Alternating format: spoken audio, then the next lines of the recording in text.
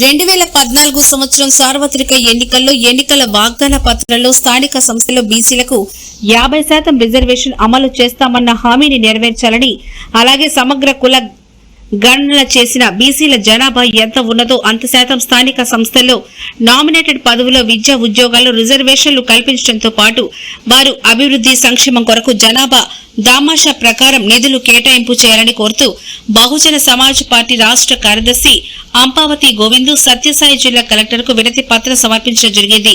అదేవిధంగా ఆంధ్రప్రదేశ్ రాష్ట్రంలోని అన్ని జిల్లాల్లో బహుజన సమాజ్ పార్టీ వినతి పత్రాలు సమర్పించారు. 60% కలిగిన బీసీ కమ్యూనిటీ జనాభాలో 1.80 కోట్ల చేనేత కమ్యూనిటీ ప్రజలు విశ్వాసం పోగొట్టుకుంటే పార్టీ మనుగడ ఉండనే ఉండదు. దయచేసి చేసిన వాగ్దానాలకు కట్టుబడి నెరవేర్చే దిశగా ప్రయత్నించండి అంటూ విజ్ఞప్తి చేశారు. ఈ కార్యక్రమానికి జిల్లా అధ్యక్షులు నాగరాజు అధ్యక్షత వహించగా ముఖ్య అతిథులుగా రాష్ట్ర కార్యదర్శులు అంపావతిని గోవిందు, శ్రీరాములు, జిల్లా ఇన్ఛార్జీలు సుబ్బారాయుడు, ఇందివర్ జిల్లా అడ్వైజర్ హనుమంత్, రాష్ట్ర నాయకులు షేక్ ఇర్ఫాన్ హాజరయ్యారు. కొత్త చెరువు మాజీ ZPTC Gafoor, Jagaravapalli Prasad, BSP senior నాయకులు వెంకటరమణ, లక్ష్మణ, వెంకటరమణ, పుట్టపర్తి అసెంబ్లీ నియోజకవర్గం పార్టీ ఇన్ఛార్జ్ అయిన బహుజన సమాజ్ పార్టీ తరపున అంపావతిని గోవిందు పేర్కొన్నారు. ఇతర వివరాలకు 9440080210 మరియు 8712959679 నంబర్లలో సంప్రదించాలని కోరారు.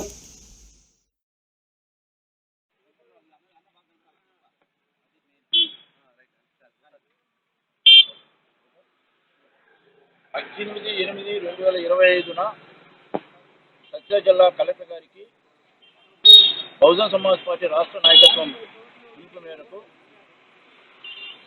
రాష్ట్ర వ్యాప్తంగా అన్ని జిల్లా కలెక్టర్లకు ఏ విధంగా ఇస్తున్నారో అదేవిధంగా మన సత్య జిల్లాలో కలెక్టర్ గారికి గౌరవ ముఖ్యమంత్రి చంద్రబాబు నాయుడు గారు 2012 జూలై 9వ తారీఖున బీసీ డిక్లరేషన్ ప్రకటించడం జరిగింది. ఆ బీసీ డిక్లరేషన్లో 50% రిజర్వేషన్లు స్థానిక సంస్థల్లో బీసీలకు అమలు చేస్తామని హామీ ఇవ్వడం జరిగింది. ఆ హామీని 2014 ఎన్నికల్లో మేనిఫెస్టోలో పెట్టడం జరిగింది. దాన్ని అమలు చేయాలని చెప్పి ఈరోజు రాష్ట్ర వ్యాప్తంగా కలెక్టర్లకు అదేవిధంగా సత్య జిల్లా కలెక్టర్ గారికి బహుజన సమాజ్ పార్టీ సత్య జిల్లా తరఫున వినతిపత్రం ఈరోజు సమర్పించడం జరిగింది. ఈ కార్యక్రమానికి జిల్లా అధ్యక్షులు జి నాగరాజు గారు అధ్యక్షత వహించగా మరి ముఖ్య అతిథులుగా ఎం శ్రీరాములు గారు, రాష్ట్ర కార్యదర్శి ఎం శ్రీరాములు గారు, అంపావతిని గోవింద్ గారు, మరి జిల్లా కార్యదర్శి ఇన్ఛార్జీలు సుబ్రాయుడు గారు, ఇందివర్ గారు, రాష్ట్ర నాయకులు ఇర్ఫాన్ గారు, జిల్లా కార్యదర్శి అడిగిరి రామచంద్ర ప్రసాద్ గారు తదితరులు అందరూ హాజరయ్యడం జరిగింది. మరి ఈ సందర్భంగా బీహార్ రాష్ట్రంలో ఆ రాష్ట్ర ప్రభుత్వము సమగ్ర కులగణన చేసి బీసీల జనాభా 63.1% మందిని ప్రకటించింది. మళ్ళీ అలాగే తెలంగాణ రాష్ట్ర ప్రభుత్వం కూడా ఆ రాష్ట్రంలో సమగ్ర కులగణన చేసి కొంత తప్పుడు సమాచారంతోనైనా 56% మందిని బీసీ జనాభా ఉందని ప్రకటించడం జరిగింది.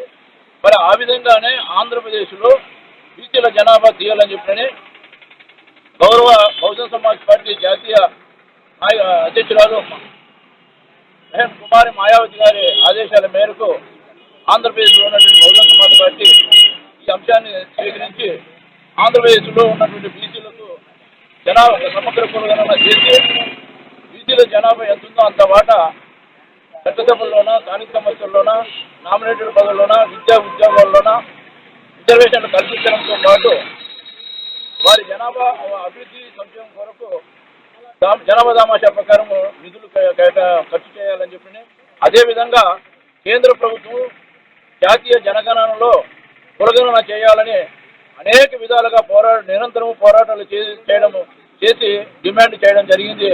ఇందుకు కేంద్ర ప్రభుత్వం దిగివచ్చి 30/4/2025 జాతీయ జనగణనలో కులగణన చేస్తామని ప్రకటించింది. ఆ మేరకు 1/10/2026 నుంచి 4 రాష్ట్రాలు, 1/3/2025 నుంచి దేశవ్యాప్తంగా అన్ని రాష్ట్రాల్లోన జనగణన చేయడం అనేది జరుగుతుందని షెడ్యూల్ ప్రకటించడం జరిగింది. మరి ఆ మేరకు షెడ్యూల్ ప్రకటించడం అనేది జరిగింది. ఆంధ్రప్రదేశ్లో దానికి జనగణనకు ముందే, జాతీయ జనగణనకు ముందే స్థానిక సంస్థల ఎన్నికలు జరుగుతాయి కనుక మరి 50% రిజర్వేషన్ అమలు చేయాలని చెప్పి గౌరవ ముఖ్యమంత్రి చంద్రబాబు నాయుడు గారు 2012 జూలై 9వ తారీఖు ఇచ్చిన బీసీ డిక్లరేషన్ హామీ మేరకు 2014 ఎన్నికల్లో మేనిఫెస్టోలో పొందుపరిచిన 50% మేరకు 50% బీసీలకు స్థానిక సంస్థలు రిజర్వేషన్ కల్పించాలని బహుజన సమాజ్ పార్టీ డిమాండ్ చేస్తున్నది. నిజానికి ఉమ్మడి ఆంధ్రప్రదేశ్ రాష్ట్రానికి సీఎంగా ఉన్న ప్రసన్న కుమార్ రెడ్డి గారు 2013 జూలైలో బీసీలకు 34% స్థానిక సంస్థలు రిజర్వేషన్ కల్పించి సర్పంచ్ ఎన్నికలు జరపడం జరిగింది. ఈ 5 సంవత్సరాల పదవీ కాలం 2018 జూలైతో ముగిసింది. మరి 2018లో అప్పుడున్నటువంటి ముఖ్యమంత్రి నారా చంద్రబాబు నాయుడు గారు మరి అప్పుడు ఎన్నికలు జరిపితే 2014 మేనిఫెస్టోలో ఎన్నికల మేనిఫెస్టో పొందుపరిచిన విధంగా 50% రిజర్వేషన్ అమలు చేయాల్సి వస్తుందని ఉన్న 34% పైన కోర్టుకు వెళ్ళినారని ఎన్నికలు జరపలేదు. ఆ తర్వాత అధికారం మారి సీఎంగా ఉన్నటువంటి జగన్మోహన్ రెడ్డి గారు కోర్టు 34% నుంచి 24% తగ్గించిందని ఎన్నికలు జరపడంతో దాదాపు బీసీలకు 16,500 పదవులు కోల్పోవడం జరిగింది. ఆ సందర్భంగా ఓటికి పోయిన రెడ్డి గారు జగన్మోహన్ రెడ్డి గారితో ఫోటో దిగినటువంటి ఫోటోను ఈనాడు ఆంధ్రజ్యోతిలో వేసి జగన్ గారే కోర్టు పంపారని వారేశారు.